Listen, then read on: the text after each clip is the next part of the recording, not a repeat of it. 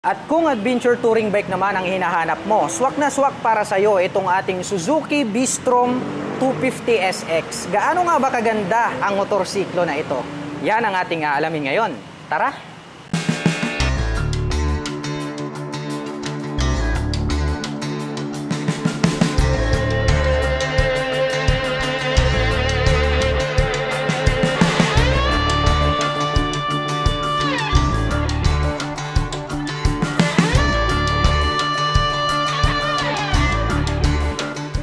Ang ganda pala ng dating nitong kanilang Suzuki B-Strom 250SX dahil nga po yung kanyang dating is para na po siyang big bike, pero ito ay small displacement pa lamang.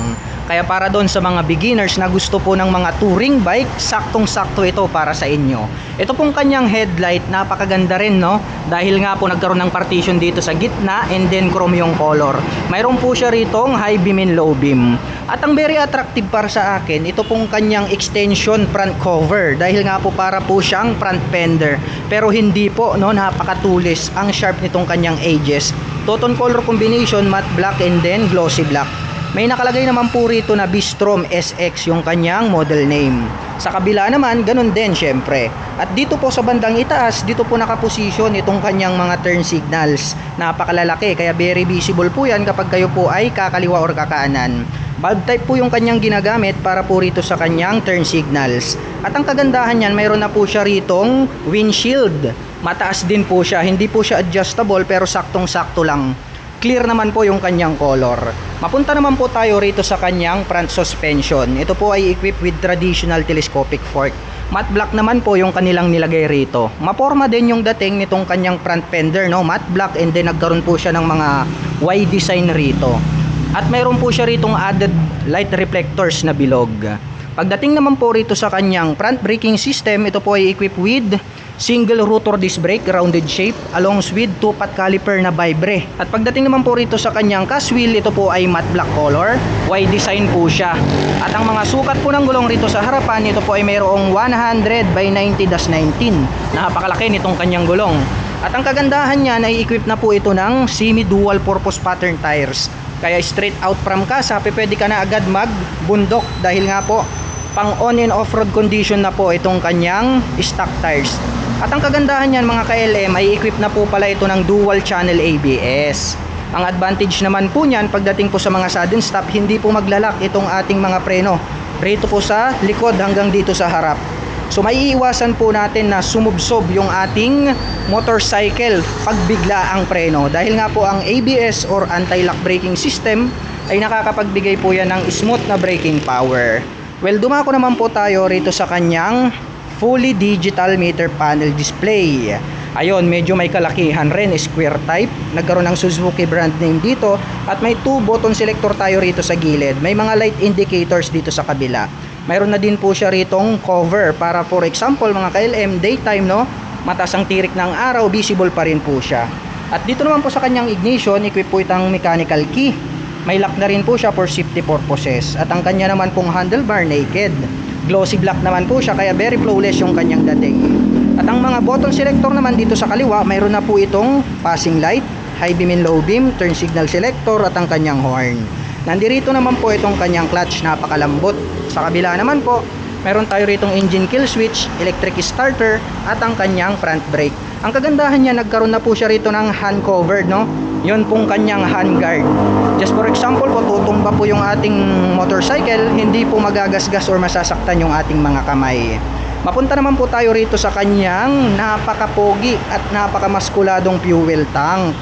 Ayan, no? Napakalaki talaga mga ka-LM. Anyway mga ka-LM, ito po ay mayroong fuel tank capacity na 12 liters. Oh, napakalaki ng kaya niyang ikargang gasolina. Kaya malayo din yung inyong mararating. Dito sa bandang gitna, nagkaroon po siya rito ng Suzuki logo. Matte black yung kanyang tip at may rounded po rito na silver. Ito pong kanyang extension body cover dito, napakamaskulado. May nakalagay po rito sa bandang itaas na Suzuki. And then nagkaroon po siya rito ng windlet, no? Sharp yung edges para po siyang mga pins na pwedeng pasukan ng hangin. Nagkaroon po siya rito ng two-tone color combination. May white design na naman dito mga ka-LM na naka-intact. glossy black naman po tong kulay na to. Nagkaroon naman po siya rito ng decal na SX, tapos 250. Nagkaroon ulit siya ng butas rito, tas may pin sa ilalim. Ganun po rito sa bandang dulo. Napakaganda po nitong pagkakadesign nitong kanyang extension body cover. Na-connected po rito sa kanyang fuel tank. Hanggang rito po sa bandang ibaba, nagkaroon ulit ng mga Y design dito. And then itong kanyang side cover is plain po siya. Dito sa dulo, nagkaroon po siya rito ng metallic silver. Napakaganda nitong kanyang side cover. At ito pong kanyang engine is dark brown po yung kanyang color. Anyway mga ka-LM, ito po pala ay mayroong 249 cubic centimeter engine displacement. Naka single cylinder, single overhead cam, 4-stroke with 4 valve. At pagdating naman po sa kanyang maximum power na kayang ihatid, nakakapagbigay po ito ng 19.5 kilowatt at 9,300 RPM. At nakakapagbigay naman po ito ng maximum torque na 22.2 Newton meter at 7,300 RPM. Napakalakas na rin po para sa isang 250cc itong ating motorcycle. Saktong-sakto po siya, no? Pang bundok, pang on and off-road condition. At ito naman pong kanyang shifter, ito po ay equipped with 6-speed manual transmission. Ang ganda rin po nitong kanyang pillion step para sa ating rider. Nagkaroon po siya ng rubber cover. Ito naman pong pillion step para sa ating back rider is silver color. Metal naman po yung kanyang brace na rounded shape. Dito naman po is nagkaroon siya ng aluminum part. Ito naman pong kanyang side stand is rounded shape na metal. Wala po itong center stand. At dito naman po sa kanyang side cover, nagkaroon ng minimal decal rito na red and then silver. At ang atin pong Suzuki Bistrom 250SX ay meron pong 835mm na seat height. Ngayon naman ay susubukan nating sakyan para malaman natin kung gaano nga ba ito kataas. Ang taas mga ka-LM kasi nga ito ay isang adventure touring bike. Kaya natural lang na matataas po yung kanilang ground clearance. Anyway, ang aking height is just around 5'6". Tiptoe tayo pero very manageable para sa tulad ko na 5'6" in height. At mayroon naman po siya ritong susian na kung saan ay pwede po nating buksan itong upper part nitong ating upuan. Siguro mayroon po diyang maliit na space na pwedeng paglagyan ng ating mga papers. At ito pong kanyang upuan, nagkaroon po siya rito ng partition. Medyo mas mataas po itong ating back rider seat compare po natin dito sa rider seat. At yung stitches nito mga ka-LM, maganda rin. Two-tone color combination pala to. Mayroon po tayo ritong gray and then matte black. Yung comfortability nandito. Napakalambot mga ka-LM nitong kanyang stock na upuan. At ito pong kanyang integrated na grab bar, hindi mo na kailangang mag-aftermarket, no? Napakaganda na. Ready na po siya, mayroon na po siyang base rito na kung saan pwede ka na po agad mag-installed ng top box. O, di ba? Yan ang kagandahan niyan. Silver yung color, very sturdy, napakakapal mga ka-LM. Mapunta naman po tayo rito sa kanyang square type na swing arm. Napakahaba rin at malapad, matibay.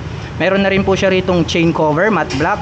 At mayroon na rin po siyang integrated na mudguard. Ang kagandahan niyan is na pre-prevent po niya na matalsikan ng putik or dumi itong ating motorcycle. At ang kanya naman pong rear suspension ay equip po ito ng monoshock absorber. Ayan, no? Coil spring niya is glossy white, napakataba.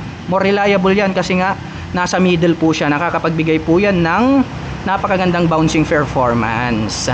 Well, dumako naman po tayo rito sa kanyang taillight. Sharp din yung edges, no? Ayan, no?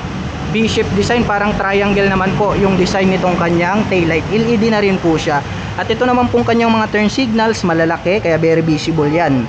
Day or night time, bulb type yung ginagamit. At itong naka-imbus na part na to, pag ating sinilip, ito po yung kanyang plate light. May added reflector light sa gitna. At ito pong kanyang rear fender, ang kanyang nagsisilbing plate holder.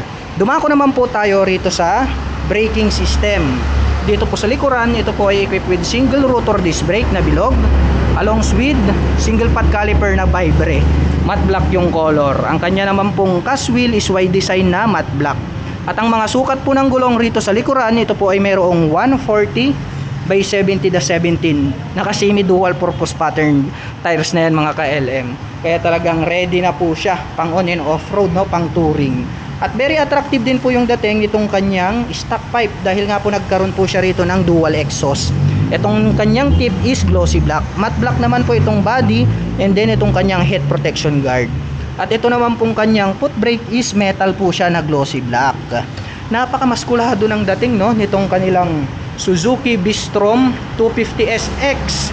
Kaya lahat po ng mga naghahanap at nagre-request, ito na po yung sagot sa inyong mga katanungan. At ang presyo po nito mga ka-LM ay nagkakahalaga po ng 231,500 pesos. At kung balak mo naman pong kumuha ng hulugan ay kailangan mo lang pong mag-down payment ng 46,700 pesos. At pagdating naman po sa kanyang monthly installment, ito po ay mayroong 8,989 pesos. Sa loob po yan ng 36 months.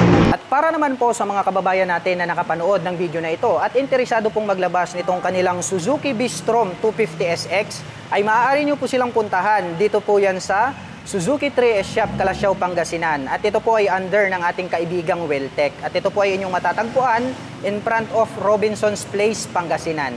At para naman po sa mga gustong magpunta rito, ang kanila pong operation time is starting 8 AM until 5 PM from Monday to Saturday.